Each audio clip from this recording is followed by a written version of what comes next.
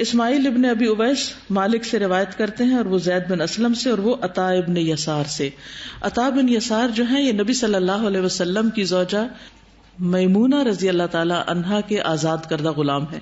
یہ میں آج ذرا غلاموں کا ذکر اس لیے کر رہی ہوں کہ انہوں نے علم کی ترقی میں کیا کردار ادا کیا. یعنی وہ غلام تھے اور غلام کی اپنی کوئی مرضی نہیں ہوتی، وہ اپنی مرضی سے کچھ نہیں کر سکتا، حتیٰ کہ علم سیکھنے کے لیے بھی نہیں جا سکتا، اس کو اپنے آقا کی ضرورت ہوتی ہے اجازت کی.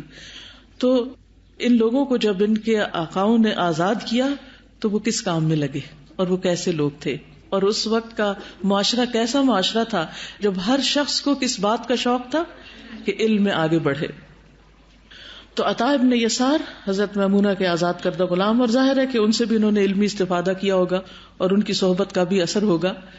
ابو حازم کہتے ہیں کہ میں نے عطا بن یسار سے بڑھ کر ایسا کوئی شخص نہیں دیکھا جس نے نبی صلی اللہ علیہ وسلم کی مسجد کو لازم پکڑ لیا ہو.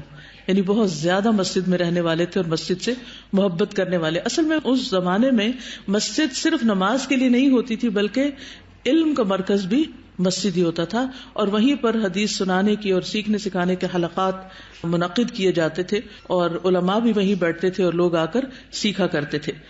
اور اس کے علاوہ بھی بہت سی چیزیں وہاں پر ہوا کرتی تھی. تو بہرحال